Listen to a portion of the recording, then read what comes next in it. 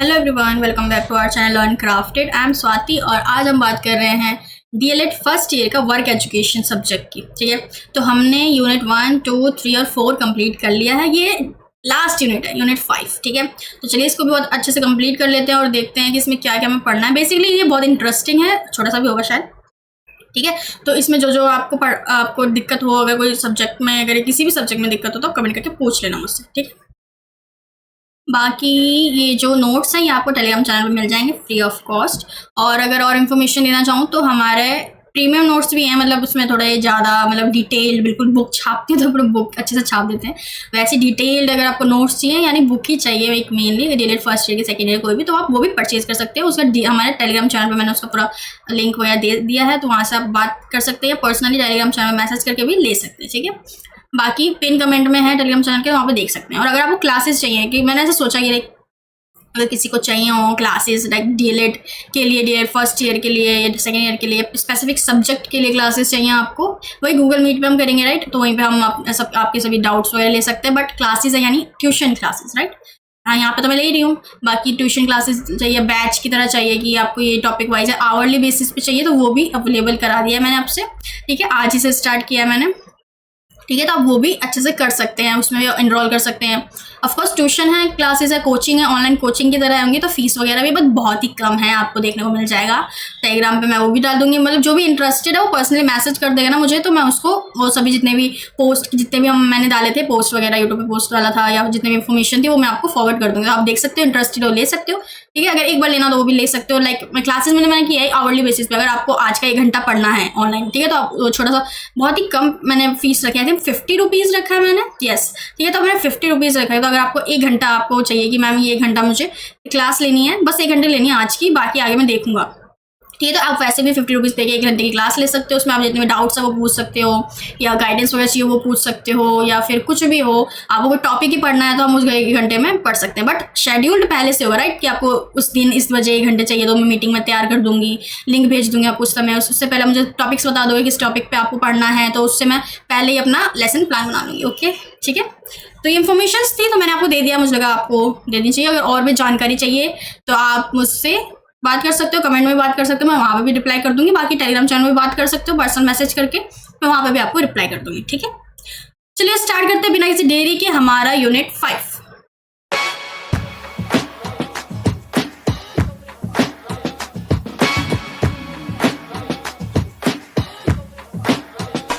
सबसे पहला टॉपिक है वर्क एजुकेशन एक्टिविटीज।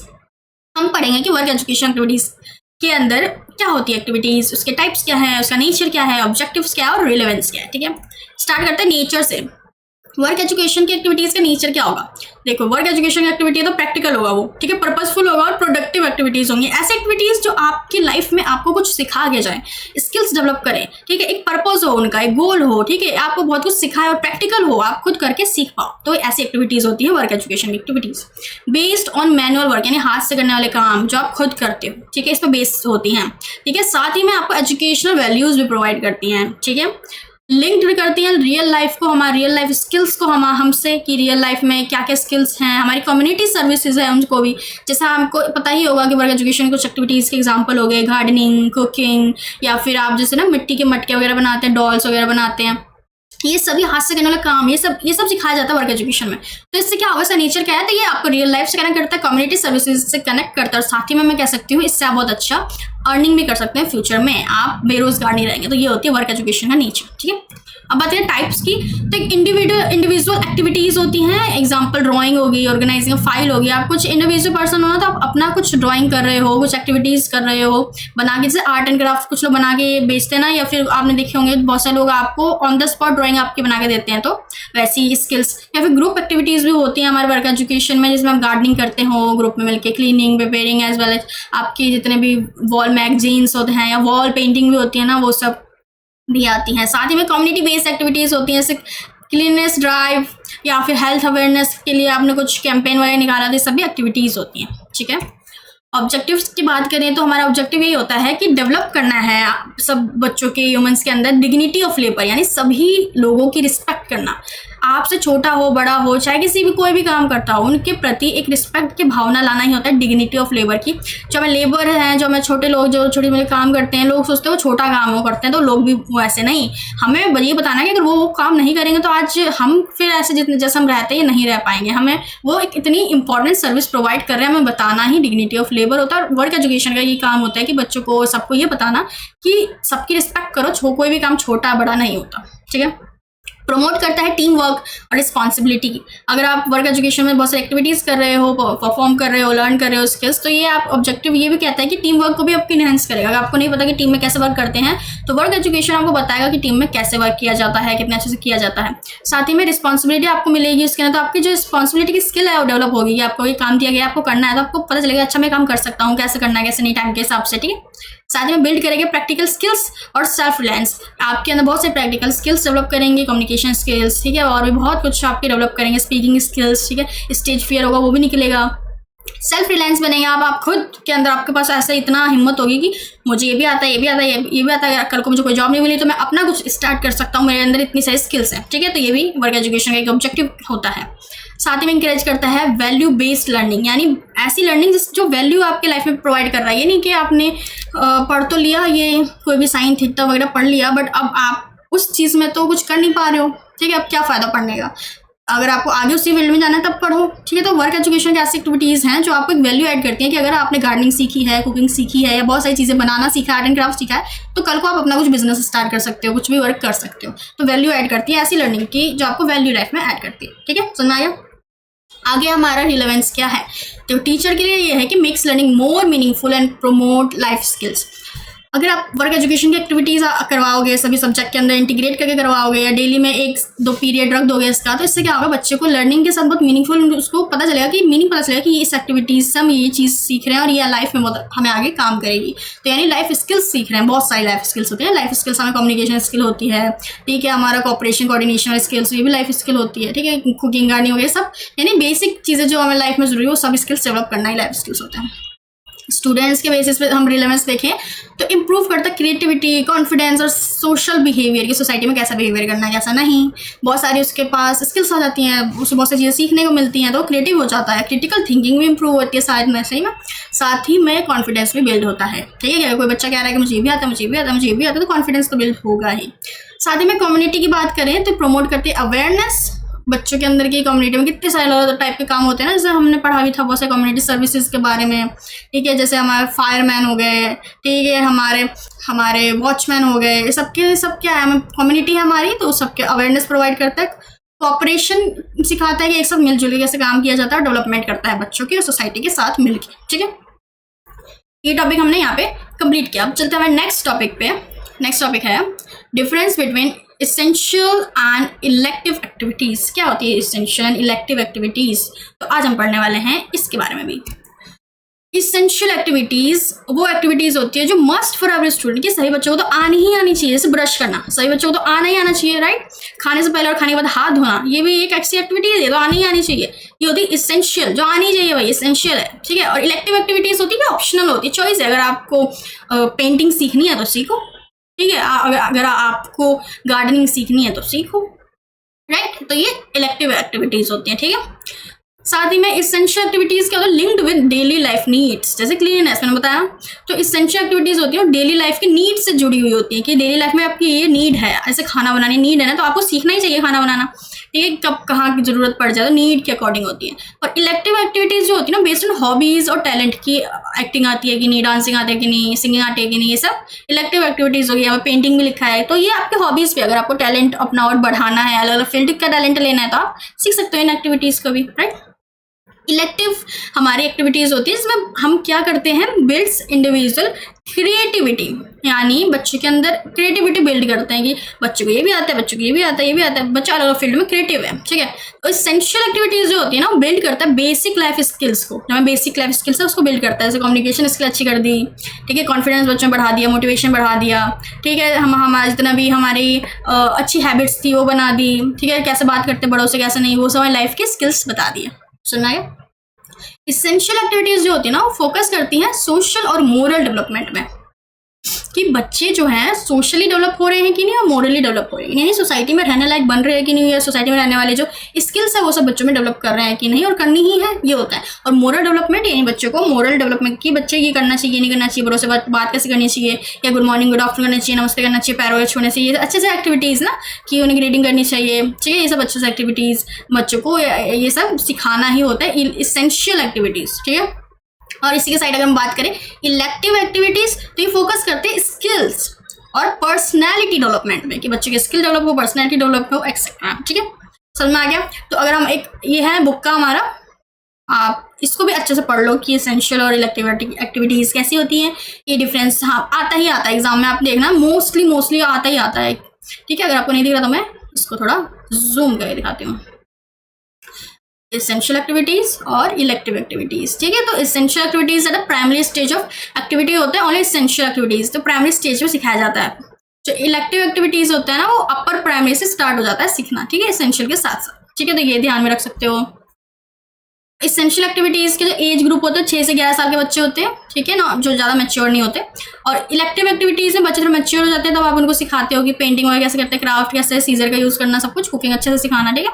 ये सब 11 से 14 साल के बच्चे भी आप लिख सकते हो, ठीक है। तो एसेंशियल एक्टिविटीज़ में भी लिख सकते हो, these activities are generally observational based, कि ऑब्जर्वेशनल होता है, बच्चे ऑब्जर्व करते हैं, इसे अच्छी है बुरी है, या हमें करना है नहीं करना है, ऐसे करके बच्चों सिखाया जाता है। इलेक्टिव जो होती है ना ये बोथ होती है, ऑब्जर्वेशनल भी होते हैं एज वेल एज मोर स्किल बेस्ड भी होते हैं, कि ऑब्जर्व करके तो सीख ही नहीं बच्चे, बल्कि मोर जो होता है स्किल बेस्ड होता है, स्किल के साथ सीखा जाता है, यानी स्किल देख के सीख के प्रैक्टिकल भी करा जाता है, ठीक है। तो ऐसे ये बहुत सारे हमारे डिफरेंस आप देख सकते हो, इसको पढ़ सकते हो, ठीक है। एसेंशियल एक्टिविटीज में ये भी कर सकते हैं, not based on the quality of the product, इसमें ये नहीं होता कि बच्चे के प्रोडक्ट क्या आ रहे हैं, बच्चे लास्ट में सीख पा रहा है कि नहीं है, कितना अच्छा सीख पा रहा है, ये नहीं होता। तो इलेक्टिव में होता है कि बच्चे जो प्रोडक्ट है वो अच्छा आना चाहिए, यानी बच्चे ने अगर पेंटिंग सीखी है तो लास्ट में सीखने के बाद वो अच्छा पेंटर बन जाना चाहिए, यानी अच्छी पेंटिंग करना स्टार्ट कर देना चाहिए, ठीक है। नहीं किया तो फिर इलेक्टिव एक्टिविटी का कोई फायदा नहीं हुआ, ठीक है। तो ये भी होता है, तो ऐसे आप देख सकते हो, पढ़ सकते हो, ठीक है।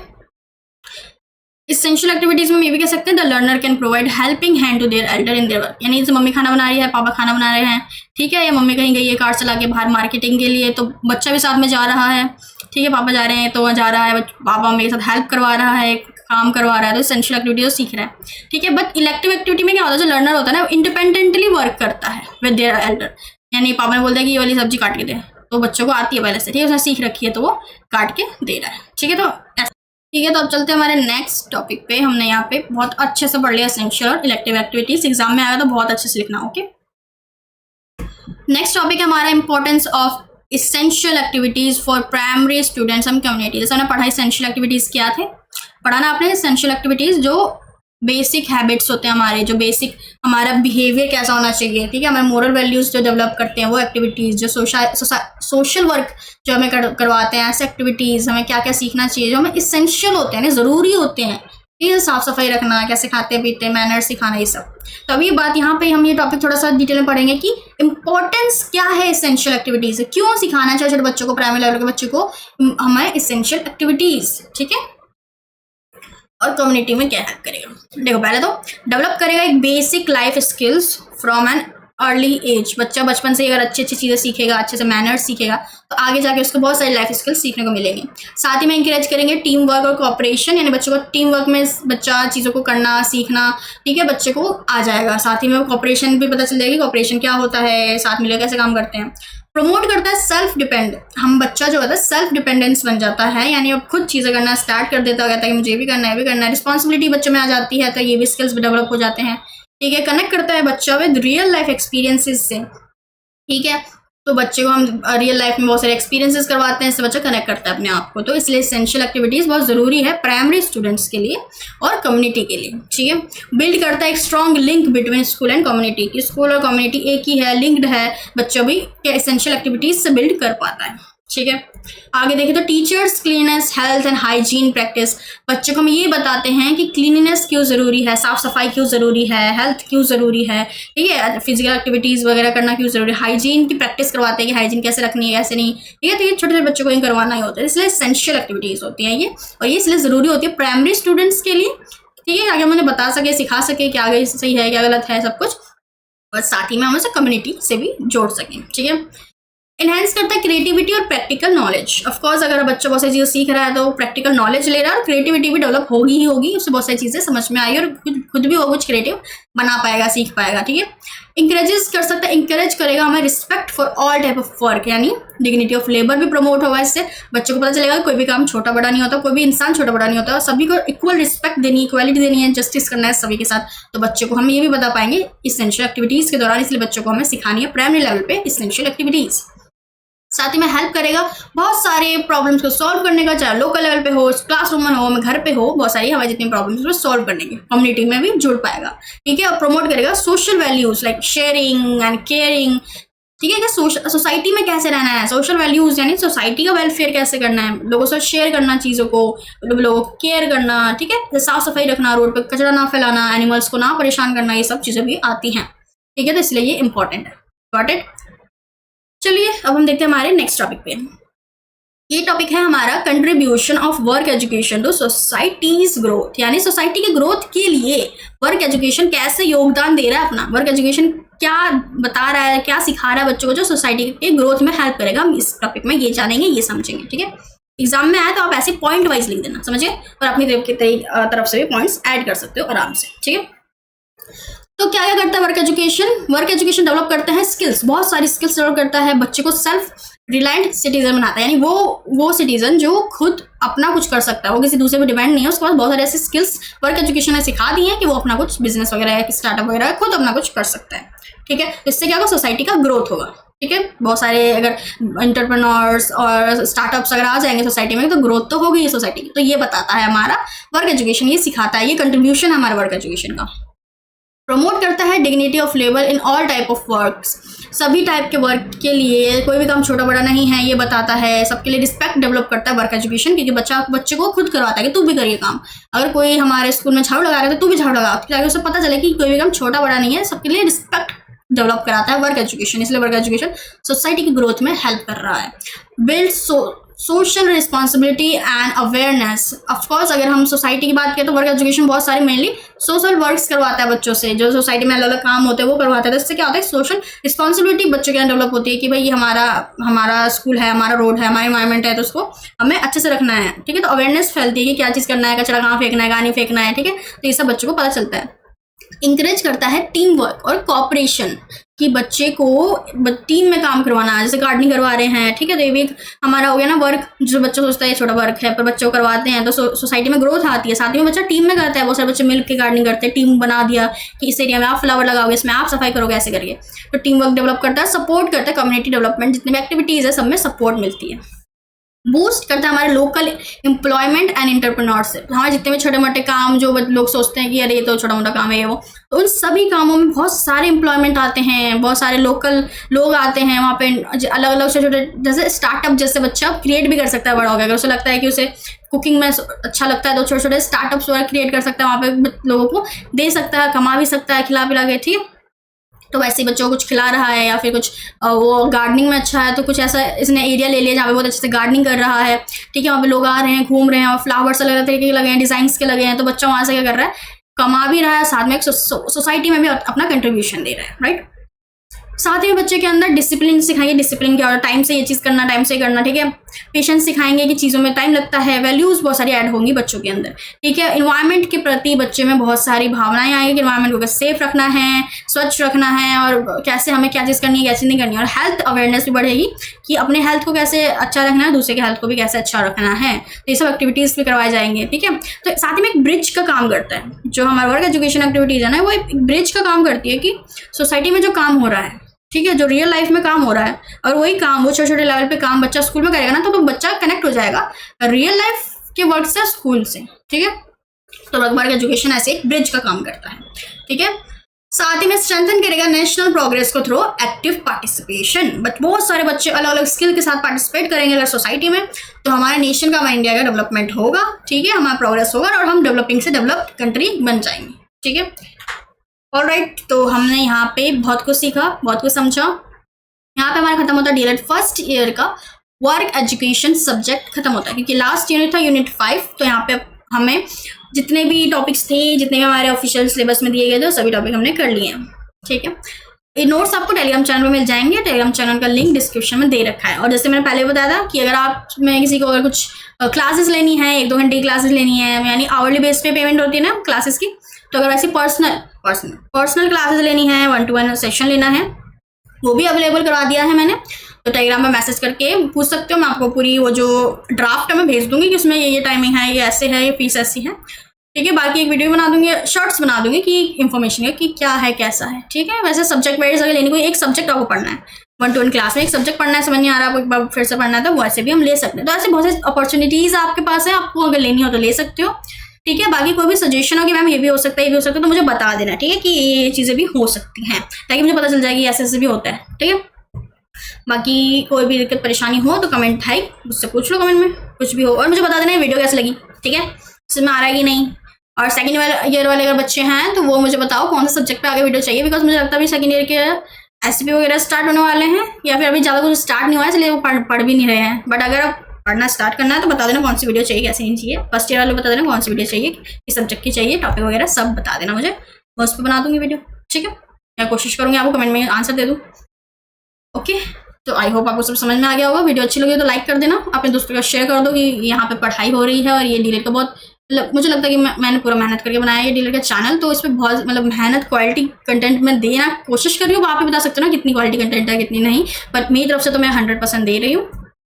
बाकी आप ही का है कि आप ही मुझे बताओ कि कैसे है कैसे नहीं, इसलिए मुझे बताना कैसी वीडियो लगी, ठीक है।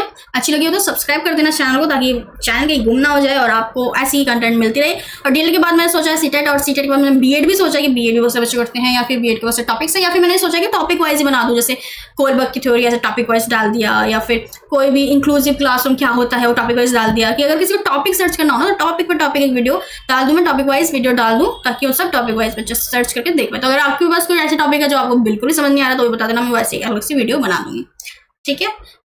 तो चलिए bye bye, good luck for exams and your life, okay bye.